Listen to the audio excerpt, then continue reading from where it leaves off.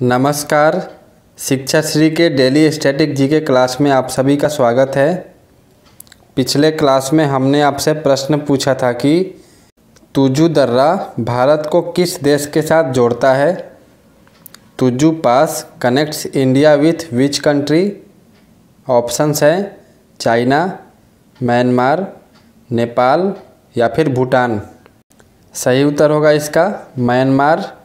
जो तुजू दर्रा है भारत को म्यांमार के साथ जोड़ता है और ये भारत के मणिपुर राज्य के दक्षिण पूर्व में स्थित है, जो कि इम्फाल से तामू तथा म्यांमार जाने का मार्ग इसी दर्रे के साथ जाता है।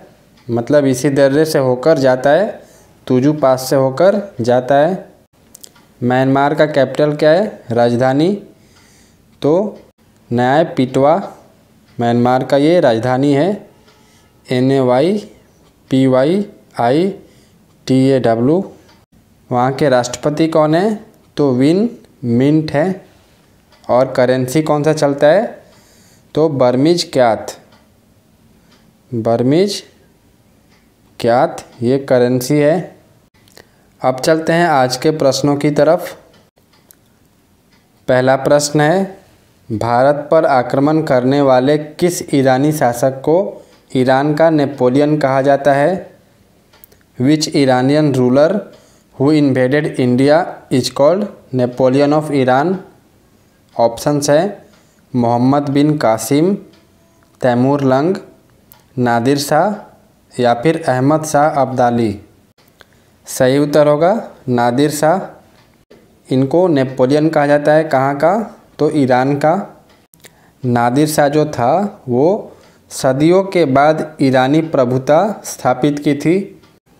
उसने अपना जीवन दास्ता से आरंभ किया था और फारस का शाह ही नहीं बना, बल्कि उसने उस समय ईरानी साम्राज्य के सबल शत्रु उस्मानी साम्राज्य और रूसी साम्राज्य को ईरानी क्षेत्र से बाहर निकाल दिया। और जब वो भारत विजय के अभियान पर निकला था तो दिल्ली की सत्ता पर आसीन मुग़ल बादशाह मोहम्मद शाह को हराने के बाद उसने यहाँ से बहुत सारी संपत्ति लेकर ईरान चला गया था। उसी में से एक था कोहिनूर हीरा, जो कि वो ईरान लेकर चला गया था। अगला क्वेश्चन है, 1757 के पलासी के युद्ध के समय बंगाल का नवाब कौन था?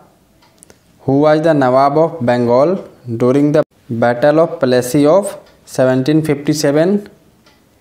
ऑप्शंस है मीर जाफ़र, मीर कासिम, सिराजुद्दौला या फिर इनमें से कोई नहीं।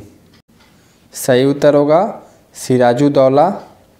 1757 के पलासी के युद्ध के समय बंगाल का नवाब सिराजुद्दौला था और ये सिराजुद्दौला बंगाल का अंतिम स्वतंत्र नवाब था, इंडिपेंडेंट नवाब था बंगाल का। और इसके शासनकाल का जब अंत हुआ तो बंगाल पर ब्रिटिश ईस्ट इंडिया कंपनी का शासन शुरुआत हो गया और बाद में लगभग सभी भारतीय उपमहाद्वीप पर भी ब्रिटिश ईस्ट इंडिया कंपनी की शासन कायम हो गया था। जो 1757 के पलासी का युद्ध है, इसको हमने पिछले क्लास यानी कि कल के क्लास में पूरे डिटेल में कवर किया था, इसी स्टैटिक जीके की क्लास में। तो आप लोग जो उस क्लास को नहीं देखे हैं तो कृपया उसे देखें, पूरे डिटेल में उसको समझाए हैं वहाँ पर। अगले क्वेश्चन की तरफ चलते हैं। अगला क्वेश्चन है, प्रथम एंग्लो मैसूर युद्ध में कौन विजय हुआ था? Who own the first Anglo Mysore war? Options है अंग्रेज, हैदर अली, मराठा या फिर हैदराबाद का निज़ाम। यहाँ पर निज़ाम होगा। सही उत्तर होगा इसका हैदर अली। जो प्रथम एंग्लो मैसूर युद्ध हुआ था उसमें हैदर अली का विजय हुआ था। और ये कब से कब तक चला था प्रथम मैसूर युद्ध? तो ये 1767 से 1769 तक। और कैसे हराया था? जो हैदर अली थे वो कैसे अंग्रेज़ों को हराए थे? तो इन्होंने कूटनीति का प्रयोग किया था, डिप्लोमेसी का। किनके साथ? मराठों और हैदराबाद के निज़ाम के साथ उनको अपनी तरफ कर लिया था, मतलब अपने में मिला लिए थे, और युद्ध में अंग्रेज़ों को बुरी तरह से हरा दिए थे। और इस युद्ध का कारण क्या था? तो इस युद्ध का कारण मेन ये था कि अंग्रेज़ों की आक्रामक नीतियाँ जो कि मद्रास में था, उसी के कारण ये युद्ध हुआ था। और प्रथम एंग्लो मैसूर युद्ध के ख़त्म होने के बाद द्वितीय मैसूर युद्ध भी हुआ था, सेकेंड एंग्लो मैसूर वार भी हुआ था। कब से कब? तो वो हुआ था 1780 से 1784 तक, करीब 4 साल तक चला था ये युद्ध, 1782 1784 तक। और ये क्यों हुआ था? तो इसका कारण ये था कि अंग्रेज़ों ने 1769 ईस्वी में जो मद्रास की संधि हुई थी उसकी शर्तों के अनुसार आचरण नहीं किया था, और 1770 में हैदर अली को जो समझौते के अनुसार सहायता देना था वो नहीं दी थी। कब? जब मराठों ने उन पर आक्रमण किया था। अंग्रेज़ों के इसी विश्वासघात से हैदर अली को बहुत ज़्यादा क्षोभ पहुंचा था, और उसी कारण से हैदर अली ने क्या किया था? दूसरे एंग्लो मैसूर युद्ध प्रारंभ कर दिया था। अगला क्वेश्चन है, भारतीय राष्ट्रीय कांग्रेस के सबसे पहली महिला अध्यक्ष कौन थी? Who was the first women president of the Indian national Congress? Options है सरोजनी नायडू, भिखाजी कामा, एनी बेसेंट या फिर विजयलक्ष्मी पंडित। सही उत्तर होगा एनी बेसेंट। ये भारतीय राष्ट्रीय कांग्रेस के सबसे पहली महिला अध्यक्ष थी। और यदि क्वेश्चन पूछे कि भारतीय राष्ट्रीय कांग्रेस की भारत से कौन पहली महिला अध्यक्ष थी, तो वहाँ पर होगा सरोजनी नायडू। जो एनी बेसेंट थी उन्होंने भारतीय राष्ट्रीय कांग्रेस की पहली महिला अध्यक्ष थी, और 1917 के कलकत्ता सत्र में इंडियन नेशनल कांग्रेस की अध्यक्षता की थी। बेसिकली वह आयरिश मूल की थी, मतलब आयरिश थी, और वो उन कुछ विदेशियों में से एक थी जिन्होंने भारतीय स्वतंत्रता आंदोलन में महत्वपूर्ण भूमिका निभाई थी। अगला क्वेश्चन है, भारत में मुस्लिम लीग की स्थापना कब की गई थी? When was the Muslim league established in India? Options हैं 1908 में, 1903 में, 1906 में या फिर 1905 में। सही उत्तर होगा इसका 1906 में भारत में मुस्लिम लीग की स्थापना की गई थी। अखिल भारतीय मुस्लिम लीग, जिसको ऑल इंडिया मुस्लिम लीग भी बोलते हैं, वो ब्रिटिश भारत में एक राजनीतिक पार्टी थी। और जब भारत आज़ाद हो गया और उसके बाद 2 देश बट गए थे, भारत और पाकिस्तान, तो all India Muslim league India जो पहले था वो नए नाम इंडियन यूनियन मुस्लिम लीग के रूप में स्थापित रहा। अगला क्वेश्चन देखते हैं,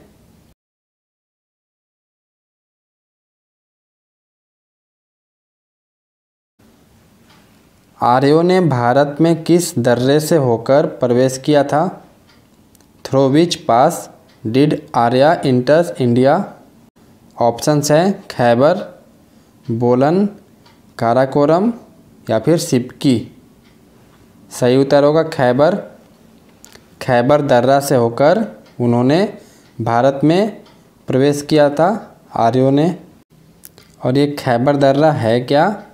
तो ये उत्तर पश्चिमी पाकिस्तान की सीमा और अफ़गानिस्तान के काबुलिस्तान मैदान के बीच हिंदू कुश के सफ़ेद कोह पर्वत श्रृंखला में स्थित एक ऐतिहासिक दर्रा है।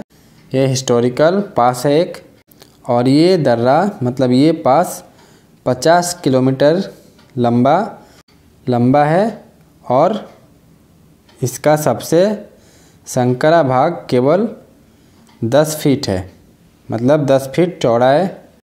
और इस दर्रे के जरिए भारतीय उपमहाद्वीप और मध्य एशिया के बीच आया जाया जा सकता है। और इसने दोनों क्षेत्रों के इतिहास पर गहरी छाप छोड़ी है। जो ये पास है खैबर पास, ये दोनों क्षेत्रों के इतिहास पर बहुत गहरी छाप छोड़ी है। जो खैबर पास है उसका सबसे ऊंचा स्थान पाकिस्तान में पड़ता है। ये सारे कुछ पॉइंट्स थे जो कि इस पास से रिलेटेड थे। अगला क्वेश्चन है, धूप के चश्मे की क्षमता कितनी होती है? What is the capacity of sunglasses? Options हैं 0 डायोप्टर, 1 डायोप्टर, 2 डायोप्टर या फिर 4 डायोप्टर। सही उत्तर होगा 0 डायोप्टर। जो धूप के चश्मे होते हैं उनका 0 डायोप्टर क्षमता होता है। अगला क्वेश्चन है, अल्फ़ा और बीटा किरणों की खोज किसने की थी? Who discovered alpha and beta raise? Options है डाल्टन, रोएंटगेन, रदरफोर्ड या फिर विलार्ड। सही उत्तर होगा रदरफोर्ड। रदरफोर्ड ने अल्फ़ा और बीटा किरणों की खोज की थी। अल्फ़ा पार्टिकल जिसको इस तरीके से रिप्रेजेंट करते हैं और बीटा जिसको इस तरीके से, ये होते क्या हैं? तो अल्फ़ा पार्टिकल जो होता है वो एक हीलियम का नाभिक होता है जिसमें 2 प्रोटॉन और 2 न्यूट्रॉन होते हैं। अल्फ़ा पार्टिकल में बीटा कण के मुकाबले ज़्यादा वजन होता है। याद रखिएगा, अल्फ़ा कण में बीटा कण के मुकाबले ज़्यादा वजन होता है। और अल्फ़ा कण बिजली की स्पीड के मुकाबले 10% की गति से यात्रा करती है। जब किसी नाभिक से एक अल्फ़ा कण निकलता है तब इसका एटॉमिक नंबर 2 कम हो जाता है और एटॉमिक मास 4 कम हो जाता है।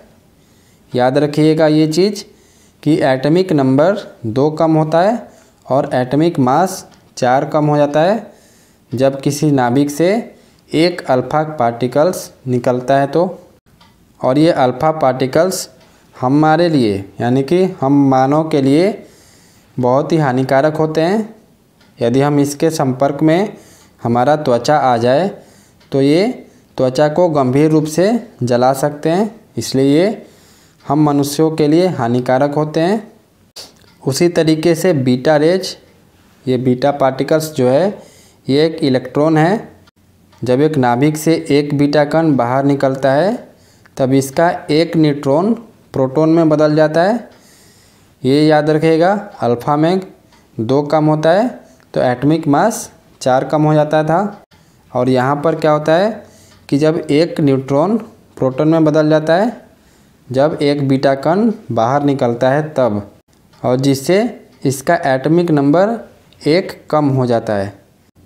जब न्यूट्रॉन प्रोटॉन में बदलता है तो एटॉमिक नंबर 1 कम हो जाता है और बीटा कण के निकलने से नाभिक का चार्ज भी निगेटिव हो जाता है। जो नाभिक है इसका चार्ज निगेटिव हो जाता है। इसकी गति बिजली की गति का 90% होता है। अल्फ़ा वाले में कितना था? तो अल्फ़ा वाले में बिजली की स्पीड के मुकाबले 10% की गति से यात्रा करता था और यहाँ पर बिजली की गति का 90% होता है। ये सारे कुछ पॉइंट्स थे अल्फ़ा और बीटा किरणों के ऊपर जो कि आपसे पूछे जा सकते हैं, तो याद रखिएगा। अगला क्वेश्चन है, थ्यूप्सुम उत्सव किस समुदाय द्वारा मनाया जाता है? थ्यूप्सुम festival is celebrated by which community? Options है तमिल, खासी, मलयालम या फिर मराठी। सही उत्तर होगा तमिल। ये जो थ्यूप्सुम फेस्टिवल है ये तमिलों के द्वारा मनाया जाता है और ये एक हिंदू त्यौहार है जिसे ज़्यादातर तमिल समुदाय द्वारा थाई यानी कि जनवरी और फरवरी के तमिल महीने में पूर्णिमा के दिन मनाया जाता है। यह मुख्य रूप से उन देशों में मनाया जाता है जहां Bharat, Sri Lanka, Malaysia, Mauritius, Singapore, दक्षिण अफ्रीका जैसे तमिल समुदाय की महत्वपूर्ण उपस्थिति है। वहाँ पर ये त्यौहार ज़्यादा से मनाया जाता है? और आज का लास्ट क्वेश्चन, उसके बाद आप सभी के लिए अभ्यास प्रश्न रोज़ाना की तरह, जो कि आपको कमेंट सेक्शन में बताना होता है। अंतिम प्रश्न है, निम्न में से कौन सा खेल मदरेका कप से संबंध है? Which among the following game is associated with मदरेका कप? ऑप्शन है बैडमिंटन, हॉकी, फुटबॉल या फिर लॉन टेनिस। सही उत्तर होगा इसका फुटबॉल से संबंधित है। मदरेका कप फुटबॉल से संबंधित है। पेस्ता बोला मदरेका या फिर मदरेका टूर्नामेंट स्वतंत्रता दिवस का सम्मान करने के लिए मलेशिया में आयोजित एक फुटबॉल अनुकूल टूर्नामेंट है और जो प्रतियोगिता होता है उसका नाम स्वतंत्रता के लिए मल्ल शब्द के नाम पर रखा गया है। और ये मदरेका कप एशिया का सबसे पुराना फुटबॉल टूर्नामेंट है, जिसमें 1957 से 1957 से फुटबॉल खेलने वाले देशों को प्रतिस्पर्धा के लिए आमंत्रित करता है। यह टूर्नामेंट 1957 से लेकर 1988 तक 1988 तक प्रतिवर्ष आयोजित किया जाता था, लेकिन 1989 के बाद 1989 के बाद 2013 तक केवल 9 बार आयोजित किया गया है इसको। और क्वेश्चन पूछ लेगा कि इसका पहला संस्करण कब आयोजित किया गया था, तो उत्तर होगा 1957 में। कहाँ पर? तो हांगकांग में इसका उद्घाटन किया गया था। मलेशिया, जहाँ की राजधानी कुआलालंपुर है, और वहाँ के प्राइम मिनिस्टर कौन है, तो मुहिद्दीन यासीन है। और करेंसी कौन सा चलता है मलेशिया में, तो रिंगिट, RINGGIT रिंगिट, ये करेंसी है मलेशिया का। अब चलते हैं आज के अभ्यास प्रश्नों की तरफ। अभ्यास प्रश्न है, निम्नलिखित में से कौन सी श्रीलंका और सिंगापुर की आधिकारिक भाषा है? Among the following, in options में से आपको बताना है which is the official language of Sri Lanka and Singapore. Options हैं मलयालम, हिंदी, कन्नड़ या फिर तमिल। आप इसका उत्तर कमेंट सेक्शन में दीजिएगा और इसका उत्तर हम आपको अगले क्लास में बताएंगे। इस क्लास के PDF के लिए टेलीग्राम से जुड़ना है, जिसका लिंक डिस्क्रिप्शन बॉक्स में दिया गया है। और आप सभी ब्लॉग से भी जुड़ जाएं, जिसका लिंक डिस्क्रिप्शन बॉक्स में दिया गया है। वहां पर आप सभी के लिए इंग्लिश की क्लास कराई जाती है, राइटिंग प्रैक्टिस सेशन, जो कि ग्रामर बेस्ड होता है। ग्रामर के एक टॉपिक को उठाकर स्टोरी फॉर्म में आपको प्रैक्टिस करना होता है। तो आप लोग ब्लॉग से जुड़ जाएं, लिंक डिस्क्रिप्शन बॉक्स में दिया गया है। चलिए मिलते हैं अगले क्लास में, तब तक के लिए धन्यवाद। जय हिंद, जय भारत।